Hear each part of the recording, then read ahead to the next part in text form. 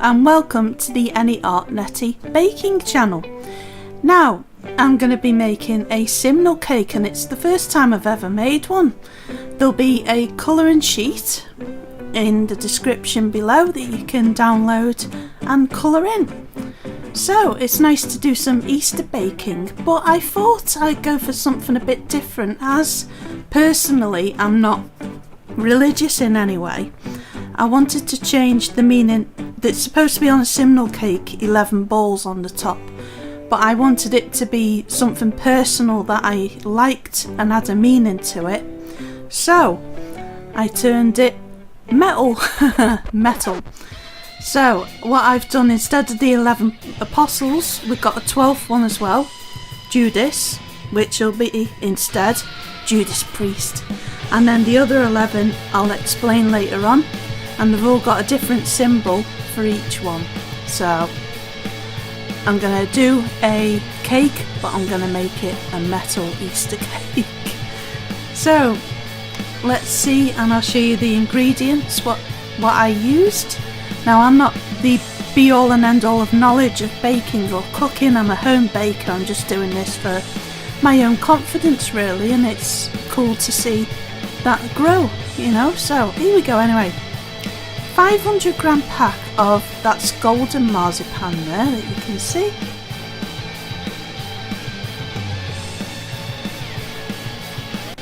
You also need 175 grams of plain flour. I'm using a gluten-free here.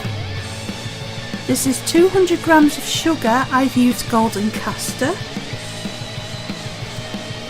250 grams of butter. That's actually a baking block, which is also suitable for vegans. Now there's 4 eggs there. 3 of them are going to go in the cake. I'm using duck eggs, and 1 is going to be used as a glaze on top of the cake. That one there, I'll choose that one.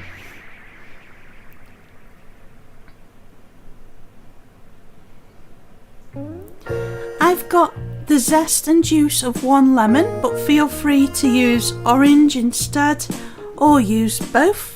Both is good. I've got a pack of glacier cherries there. You only need 100 grams there, but you can put the lot in if that's what I'm going to do. 250 grams of fruit mix, a dried fruit mix. Now you can soak that overnight if you want to before you put it in the cake. I've done a close-up there so you can see the ingredients. Now I'm going to put the lot in so it's double the amount, but at least 250 grams should go in your cake mix. I've got apricot jam, which you'll see me use later. Now to go in the cake as well, I've got 1 teaspoon of baking powder and 1 teaspoon of xanthan gum. Now you only need the xanthan gum if you're going to be making a gluten-free. And if you are making a gluten-free, make sure your baking powder is gluten-free as well.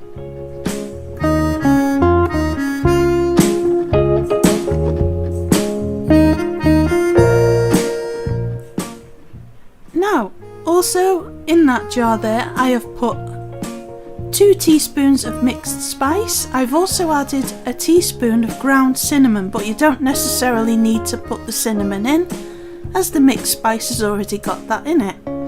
But I wanted to add that extra bit of cinnamon because it's a flavour I really like. There's a close-up so you can see the ingredients in that jar.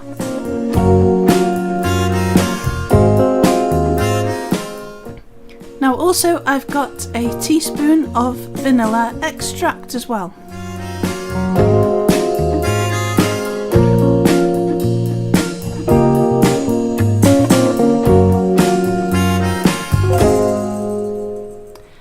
I've got my tin ready lined there. Now what I've done is I've snipped about 1 inch off the bottom that's going around the edge of the tin. That makes it so much easier to put into the tin, and there's no bits sticking up or anything like that. So 500 grams of marzipan there as well. But we said that at the beginning, didn't we? That was me trying to do a smooth transition. So I've cut out 3 of these discs here out of greaseproof paper. Now they are going to be your template for the marzipan. And I'll show you how to do that later. Now the first thing I'm going to do is to cut that butter or baking block, as I've used, and pop it into your bowl where you're going to mix your cake mix up. Now I find that easier if you can get all of your ingredients to room temperature. So that's what you're looking at there. So much easier if you cut it into blocks and it's not cold out. You only really need cold butter if you're working with pastry. With this you don't. I've put my sugar in as well there, and what we're going to do is whisk that up, and that'll just break the butter up and incorporate the butter and the sugar together. So make sure they're well incorporated first. That's going to put air into your cake mix as well, which will make it really nice and light. Now I've used golden caster sugar, but as this is a fruit cake, I would recommend as well using a light brown sugar, would be very nice.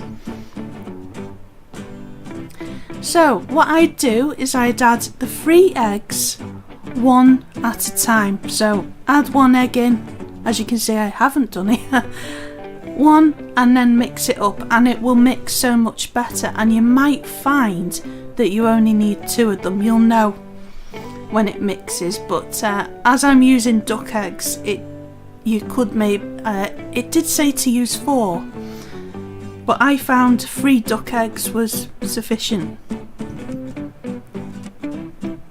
So yeah, add the eggs one at a time and cream them, whisk them into that sugar and butter. So you should have lots of air in that now.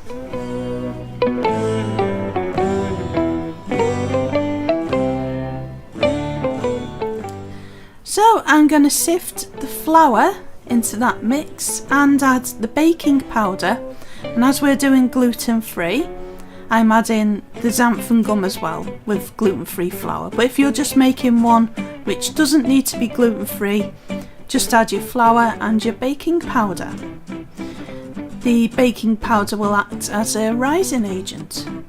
So we're going to add the mixed spice and the cinnamon next.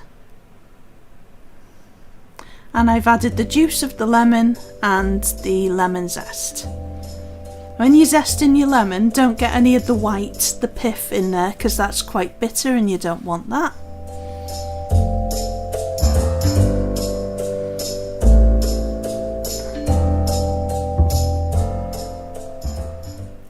I've added the glacier cherries into it as well. So this is the bit where you can basically bung everything in. I've also added the vanilla extract, and I've added all of the fruit in there, so you can see there is a lot of fruit, and it definitely makes a difference if you soak the fruit overnight. But I didn't do that, but you can do as well. Maybe soak it in tea as well, would be very nice. And we're going to mix that all together, but very gently, and you're doing that in a figure of 8 style. That way you keep all of that air that you've put into that mixture. So keep doing that until it's all incorporated and all of the fruit is coated in the cake mix.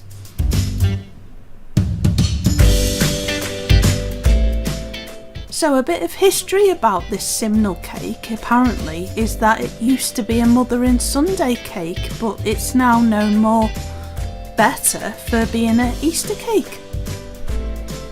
So there's a little hack here I've learned. That chopping board, the glass one, was moving about everywhere.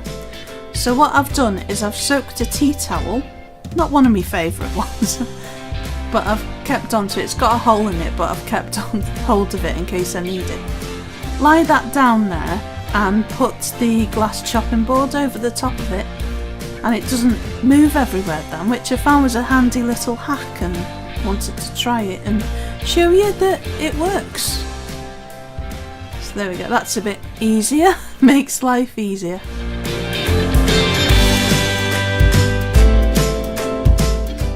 So as you can see, this is a fruit cake, but it won't keep as long as one of your rich fruit cakes will, which has got alcohol in, for example, a Christmas cake.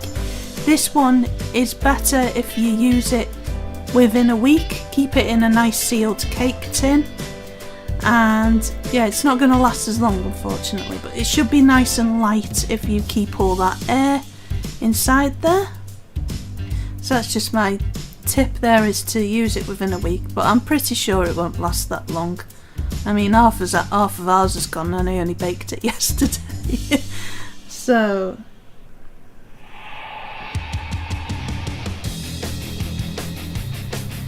I'm going to just put a layer of icing sugar down there and coat the rolling pin with the icing sugar.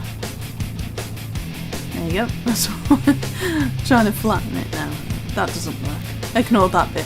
So snip off the top of the, unless you're making your own marzipan, which I give you a big pat on the back for that. I've not done that yet. So I'm going to cut that into 3. Now the reason I'm cutting it into 3 is I'm putting 2 layers of marzipan within the cake. But you can just put 1 layer of marzipan in the cake. That layer is going to bake inside the cake when you bake it. I'd say it's a low and slow with this cooking process, so it's going to be baking for 2 hours. Now if you like a lot of marzipan, a lot of almond flavour, I'll probably double up on the amount of marzipan in that layer. I'm just going to roll that out into a circle. So 2 of them blocks going in the cake, the other one I'll keep for later, and that's going to go on the top of the baked cake.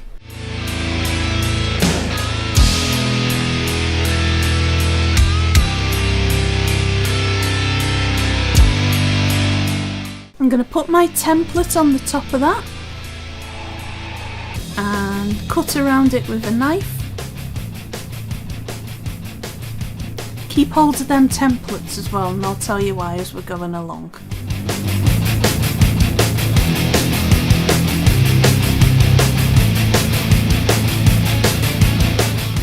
So I'm going to keep those trimmings there for my 12 apostles, or not apostles in this case, on the top. I'll show you that later.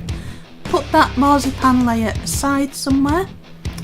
And then you loosen up that marzipan like that, and oh, keep it somewhere different. I'm trying to keep me out because I realised that the oven's on, so it's gonna get hot, and we don't want it to get hot yet. We want it to warm up in the cake, don't we? So just loosening up that icing sugar there, and then some more on the rolling pin, and we're going to do exactly the same.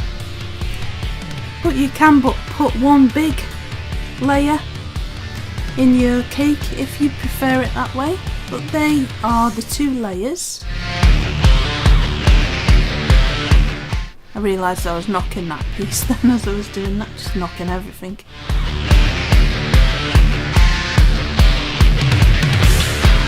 So then again, use your template to cut that piece out and put it aside somewhere where you know it's safe. And keep hold of the template as well, because we're going to use that. And we'll keep them aside because they're going to be our decoration on the top of the cake. So next thing, we're going to get our prepared tin, and I'm going to put 1/3 of the cake mix into the bottom of the tray.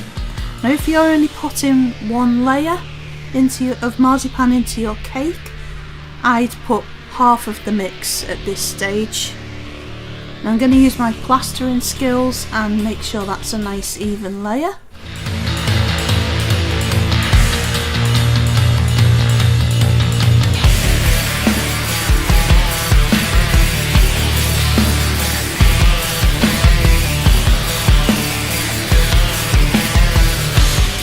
And I'm going to lay the first marzipan layer into there on top of that cake mix. So it's a bit like a lasagna but a sweet version. So make sure that's nice and even there.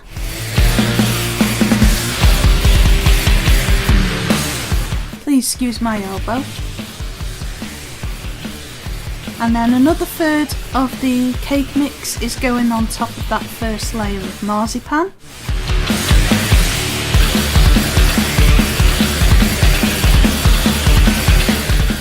Again, plastering skills at the ready, just make sure that's a nice even layer.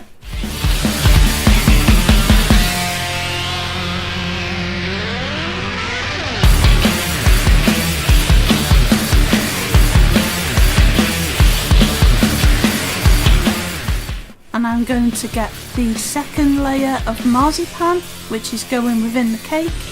Put that nice and evenly into there. Put that somewhere safe, that template, there we go. And then the final third layer of the cake mix is going on.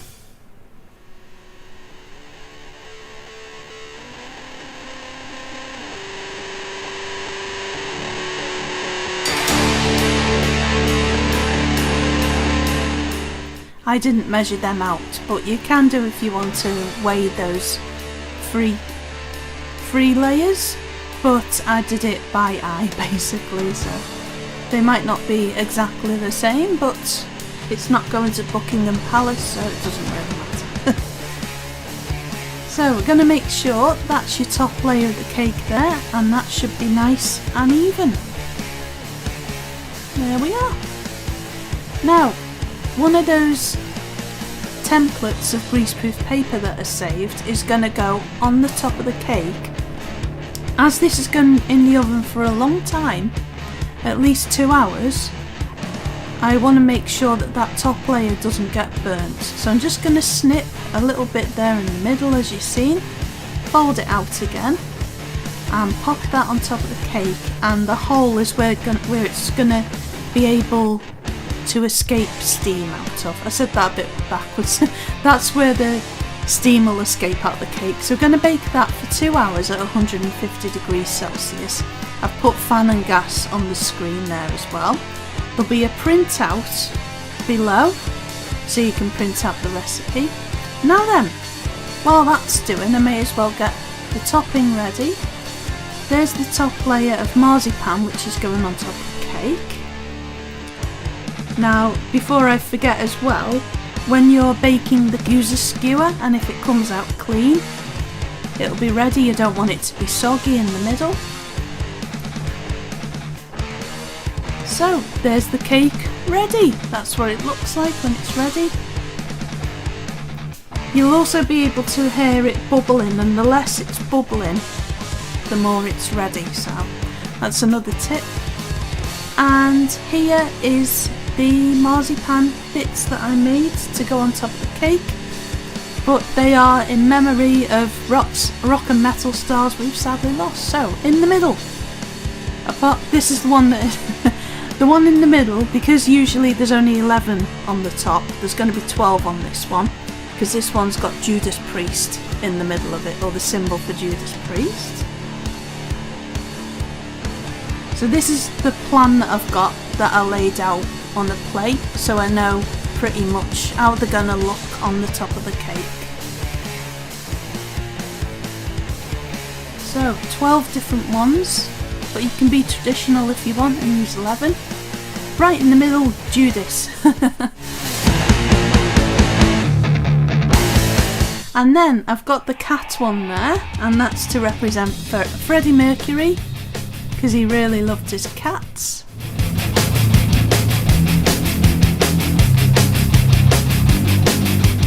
The second one I made was for Dimebag in the shape of a plectrum.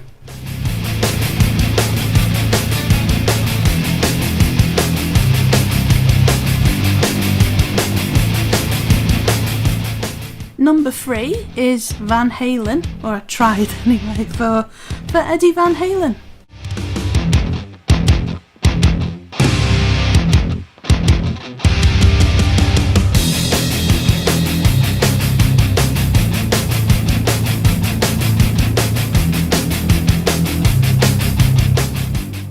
Number 4 is Clive Beer, and that's supposed to be a cymbal on a drum kit. There, with his name on it.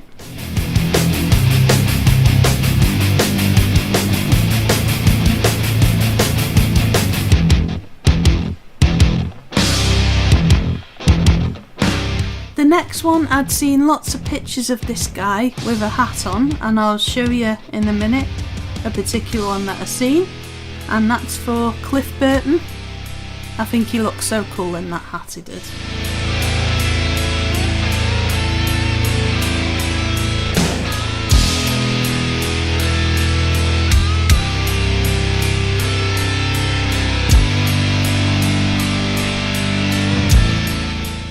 My next apostle as such who I chose is Lemmy, and that's a spade as in the ace of spades.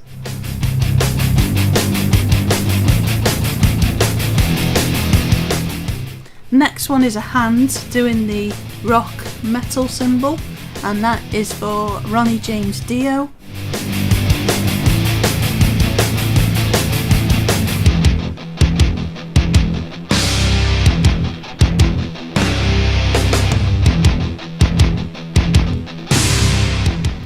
The next one is a skull to represent Jeff Hanneman.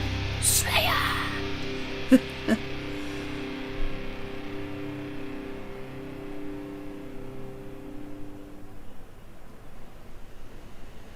After that we go more down the rock and classic rock with Phil Lynott, and that's a 4-leaf clover.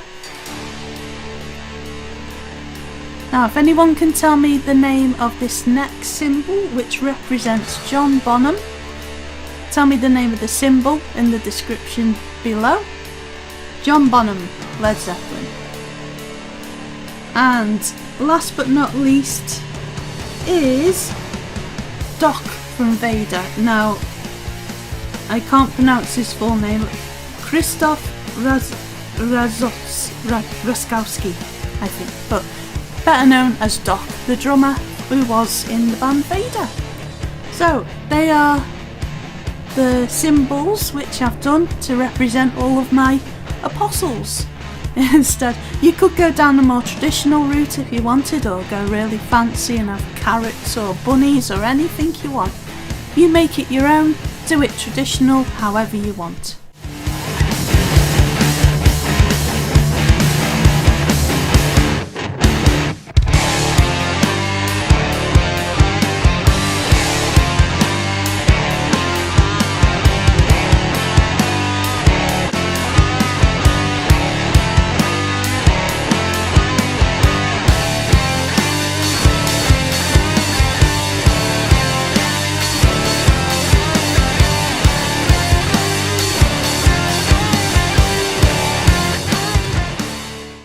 So I'm going to take the cake out of the tin now and do that when it's completely cooled, especially if you are making a gluten-free one.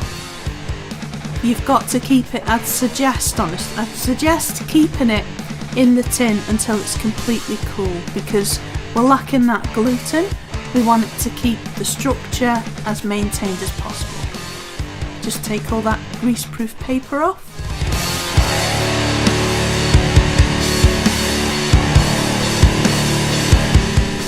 So this is where the apricot jam comes in.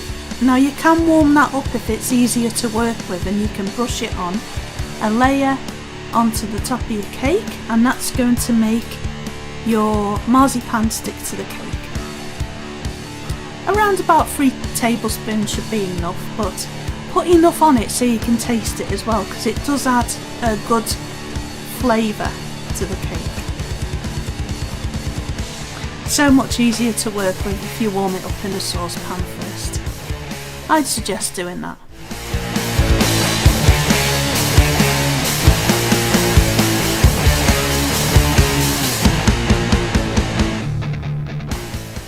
On the marzipan goes, nice even layer. It's not brilliant again, but it's homemade and that's part of the charm of it. I'm just going to crimp around the edges there to add a nice pattern.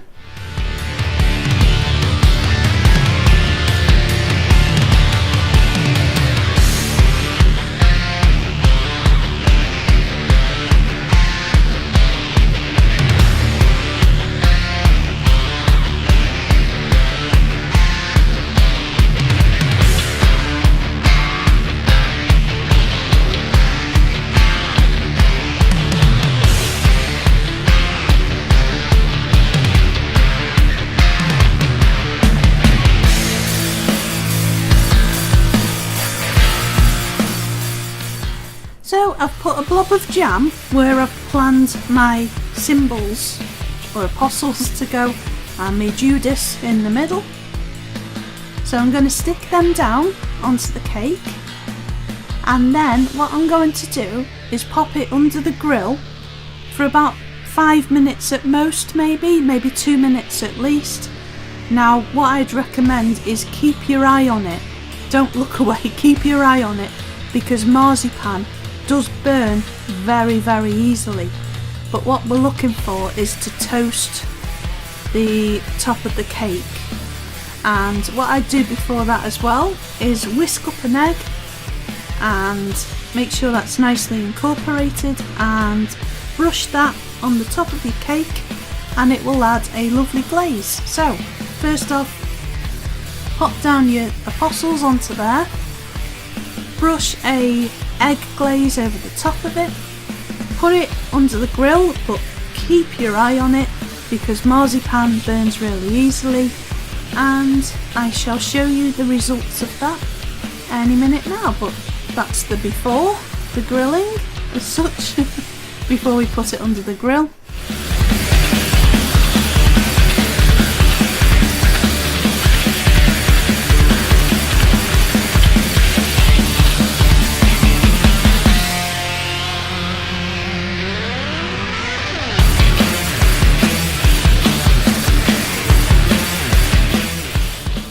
And here's what it looks like after 5 minutes under the grill, and it added a lovely flavour.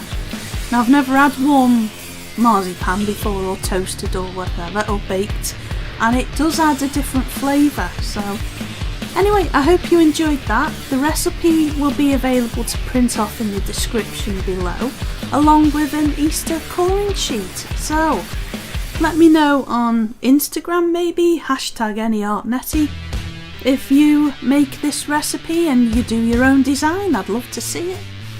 Lots of creative minds trying different things. So I shall see you next time. Bye bye for now, and take care.